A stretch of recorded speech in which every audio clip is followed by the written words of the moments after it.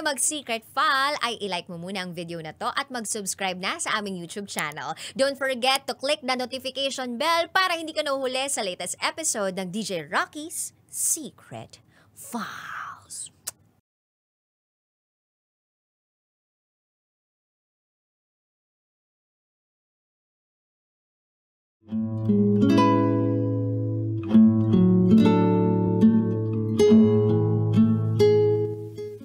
And now, it's time for DJ Rocky's Secret Files.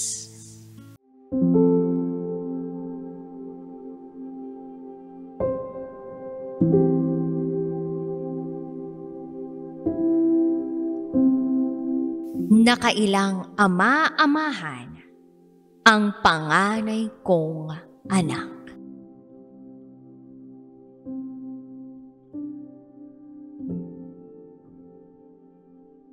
Hi DJ Rocky. Matagal ko nang pinag-iisipan kung ibabahagi ko itong kwento ng buhay ko. Hanggang sa isang araw, nag-decide ako na bakit hindi.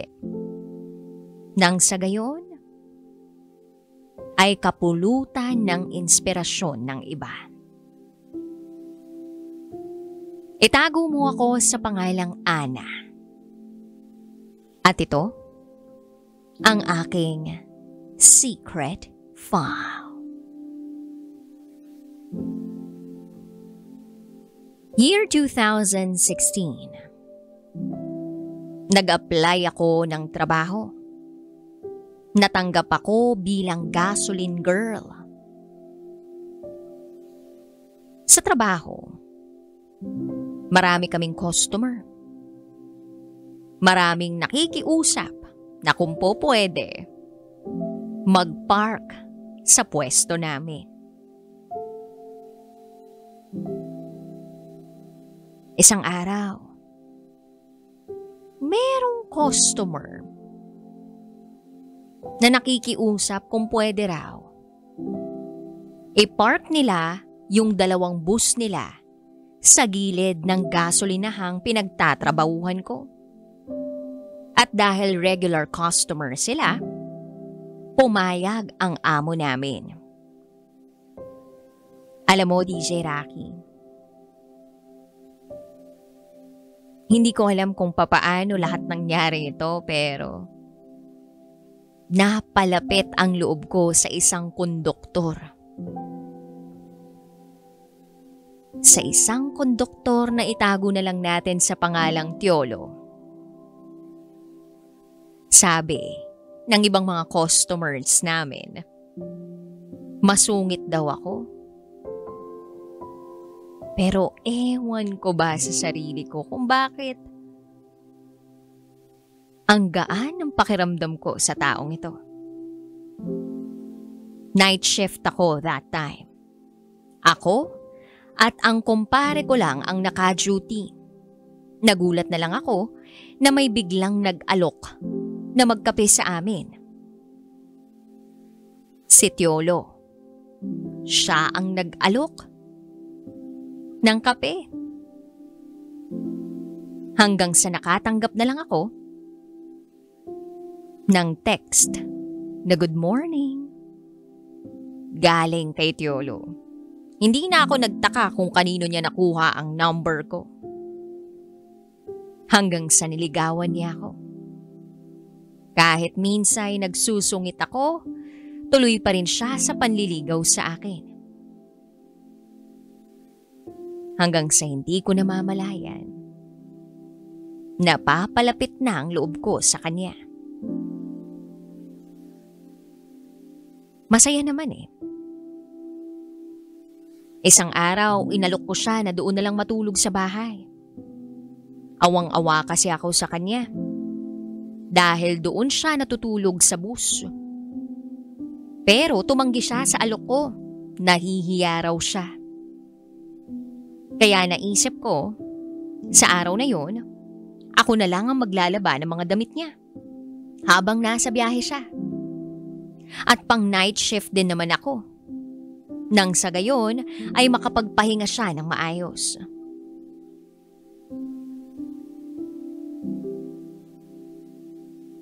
Simple lang ang aksyon.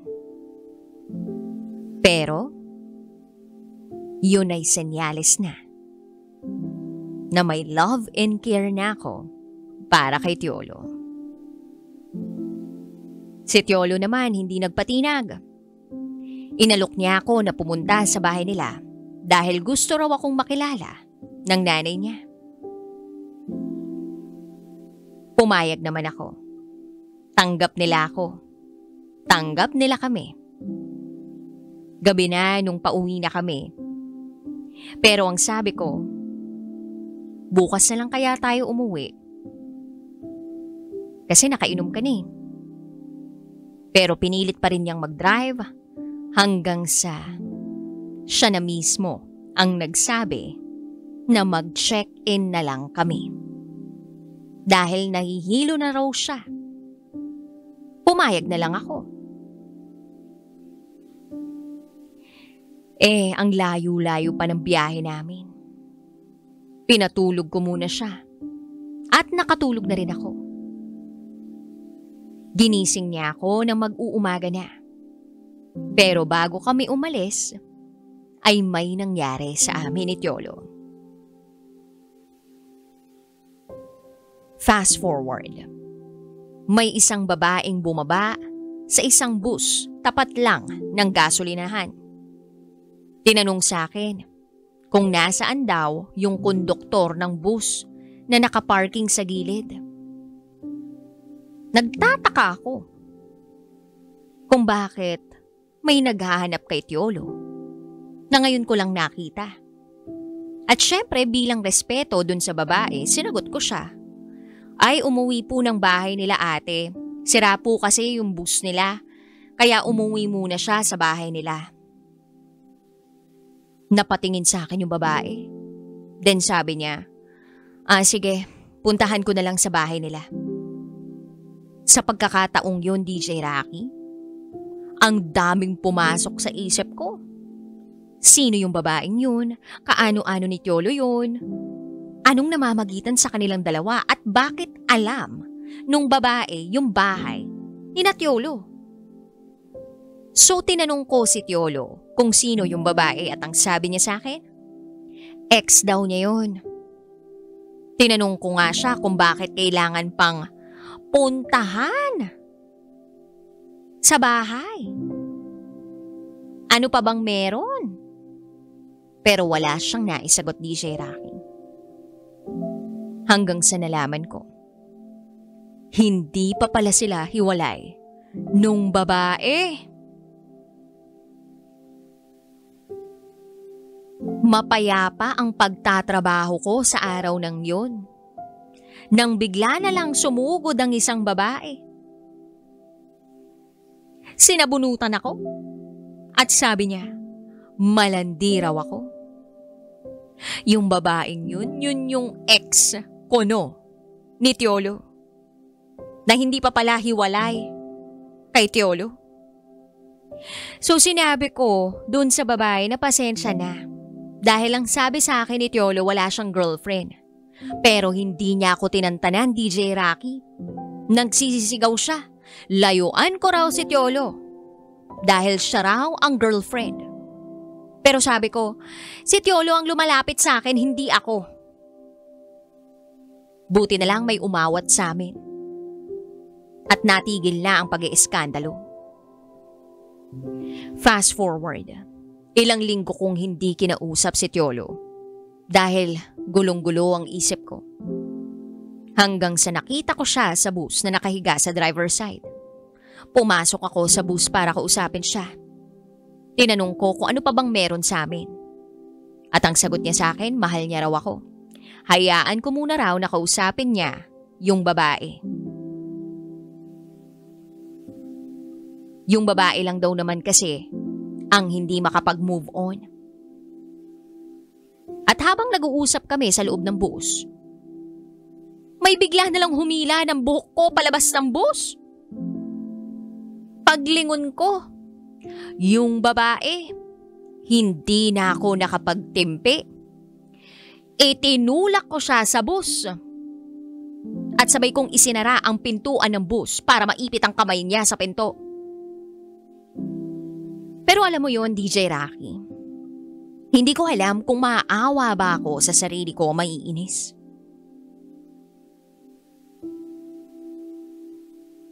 Well,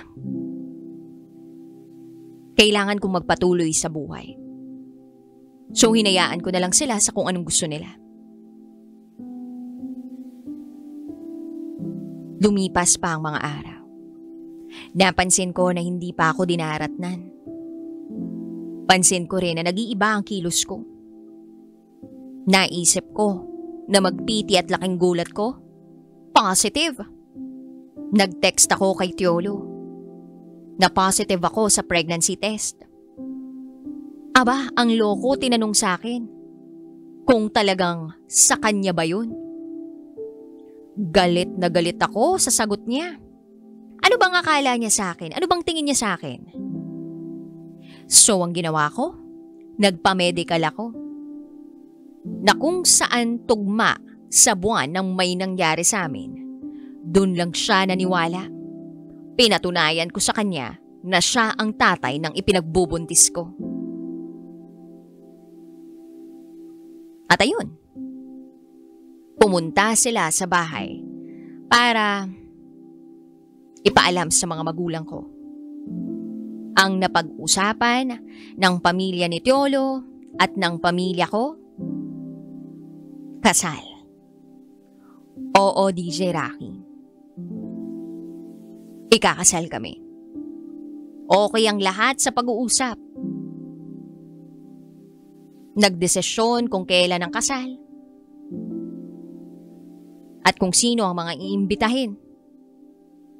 Pero lumipas lang ang ilang araw, may natanggap kami na mensahe na nagbabalita na nagdadalang tao din daw etong babae ni Tiolo o quote-unquote ex ni Tiolo.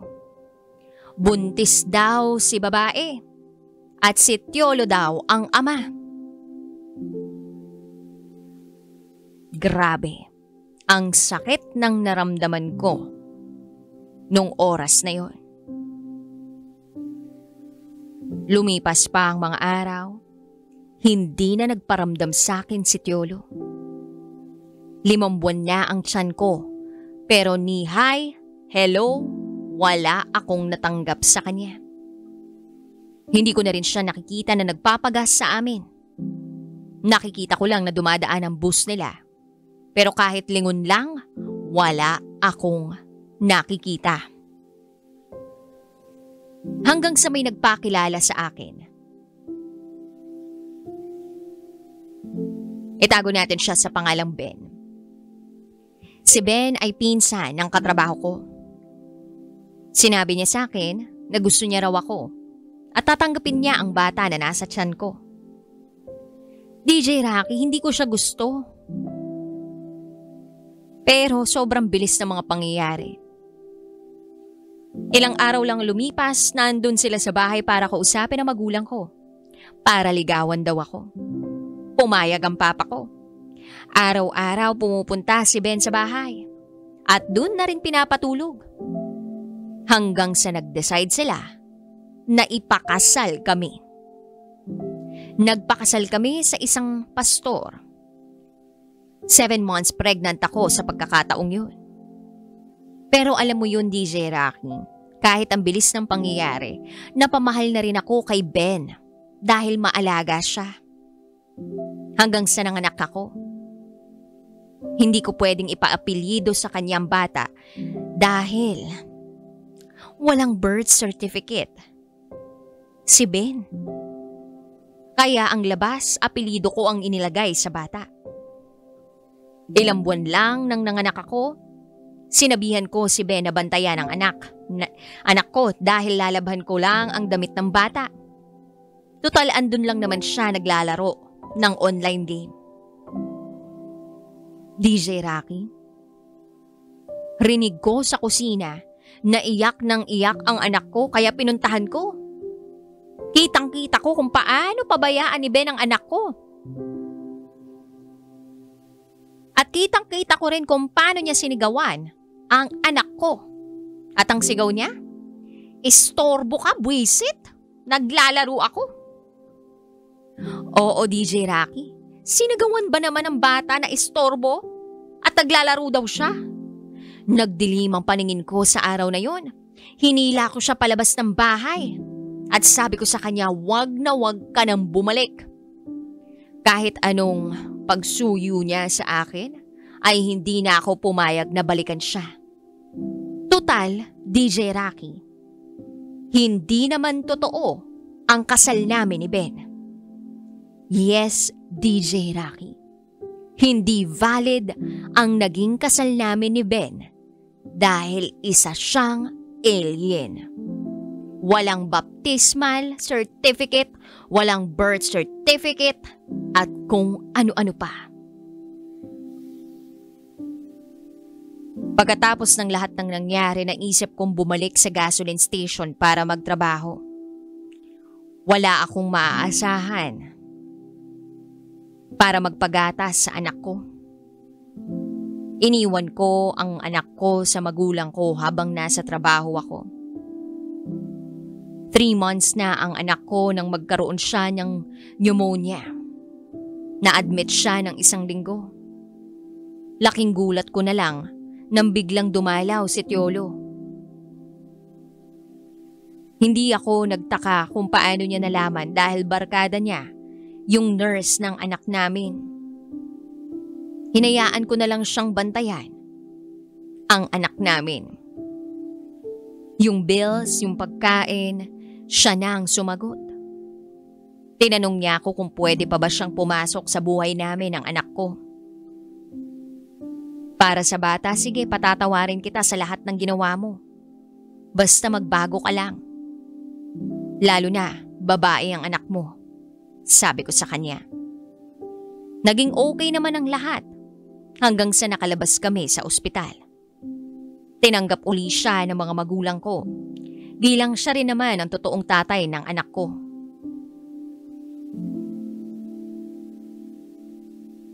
Ilang buwan ang lumipas. Nakita ko, nakasama niya yung babae.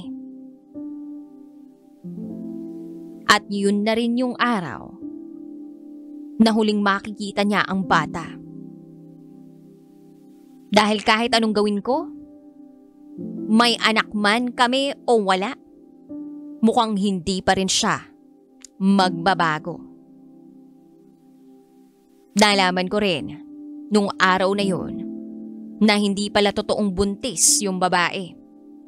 Nagpanggap lang itong buntis dahil hindi nito matanggap na ikakasal kami ni Tiolo. Hinayaan ko siya na magsunod-sunuran sa babaeng yun. Tuloy pa rin ako sa pagtatrabaho. Hindi ako pwedeng sumuko. Isang araw, hindi ako nasundo ng papa ko sa trabaho dahil napuyat sa kababantay ng tracking. May tracking kasing dumadaan sa amin at kailangang bilangin dahil may bayad daw. Naisip ko na lang na maglakad galing trabaho pa uwi. Then meron isang truck na huminto sa tapat ko. Tinawag ako. Ang sabi nung driver, ihahatid na lang daw ako sa bahay. Pinilit akong sumakay kahit ayaw ko. Nagsungit ako para matantanan na ako. Day off ko sa trabaho at gusto ko na lang matulog at alagaan ang anak ko. Dahil 1 buwan night shift ako. Patulog na ako noon. Pero may isang lalaking bumibili sa tindahan ni mama. At ang ingay-ingay.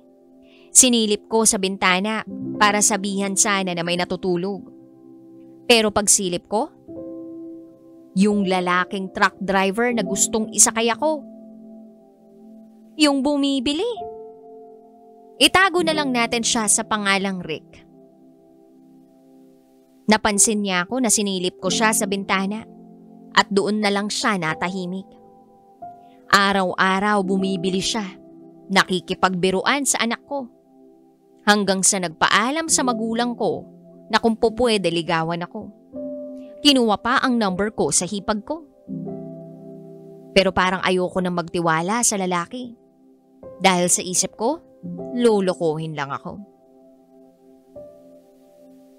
Mabait siya, masipag. Lagi siyang nag-update sa lahat ng lakad niya. Nung una. Hanggang sa may tumawag sa akin. Isang babae. At ang sabi, layuan ko raw ang asawa niya. Hindi na ako hinintay na makapagpaliwanag. Tinanong ko si Rick kung totoo bang may asawa na siya at anak. Ang sabi niya, oo, pero ako raw ang mas mahal niya. Kaya sabi ko, tanga ka ba? Ako ipapalit mo sa totoong asawa at anak mo?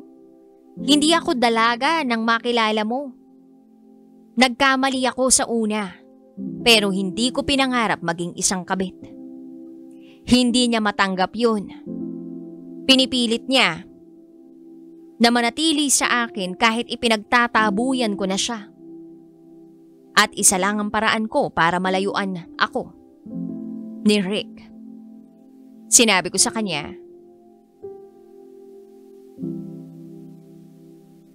napapuntahin ang asawa dito para patunayan na hindi ko alam na may asawa itong si Rick. Nalaman ko na lang na nag-resign siya sa pagmamaneho ng truck. Wala na rin ako naging contact sa kanya. Lahat ng katrabaho ni Rick kasundo ko. Mabait silang lahat. Nanay, tatay rin ang tawag nila sa magulang ko. Doon din sila sa bahay kumakain. At isang araw, hindi ako pumasok sa trabaho dahil naaksidente ako sa motor na minamaneho ko. Lahat ng truck driver, alagang-alaga ako dahil hindi ako makalakad. Meron ding isang nag-aalaga sa anak ko.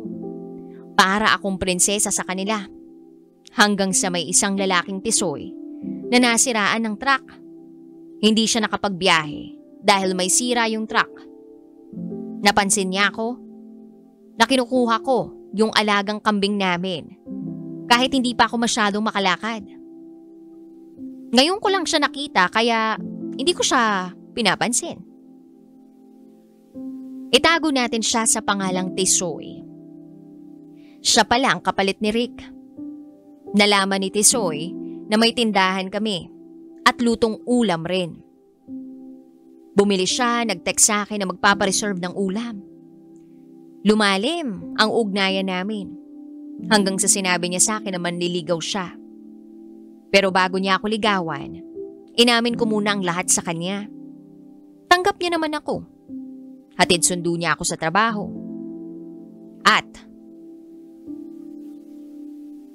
nagluluto siya ng baon ko. Binibilhan niya ng gatas ang anak ko.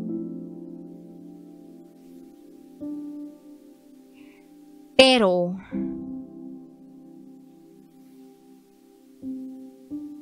may isa siyang nalaman tungkol sa akin. Nalaman niya na pumayag ako na magpakasal sa isang Indiano sa India. Ang usapan namin ng amo kong Bombay, magpapakasal ako sa kapwa niya Indiano kapalit ng 50,000 pesos at every month allowance. At may business. Ang nasa isip ko lang naman noon ay ang anak ko. Mapapabinyag ko na. Total lahat naman ng lalaking tinanggap ko, iniloloko lang ako. Pero itong Indiano, papel lang naman kami kasal.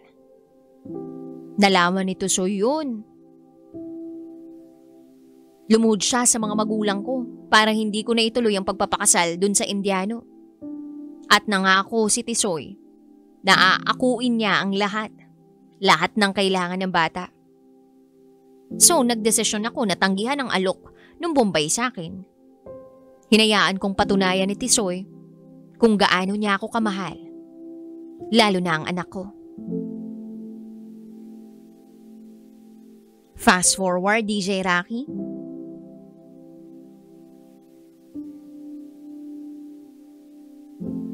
Magpapakasal na kami. At si Tisoy nga, yung taong marunong tumupad ng sinumpaan. Buong pamilya ni Tisoy, tanggap ang anak ko, ang panganay ko. At ngayon, 3 na ang anak ko. Si Tisoy, ganun pa rin. Masaya, maalalahanin, malambing at mapagmahal. DJ Rocky, nagtatrabaho ako ngayon sa Middle East. At kampante ako na naiiwan ang 3 anak ko kasama ng lalaking pinili ko. Si Tisoy. Yun lamang po, DJ Rocky. Maraming salamat sa pakikinig. Muli, ako si Ana. At ito, ang aking secret file.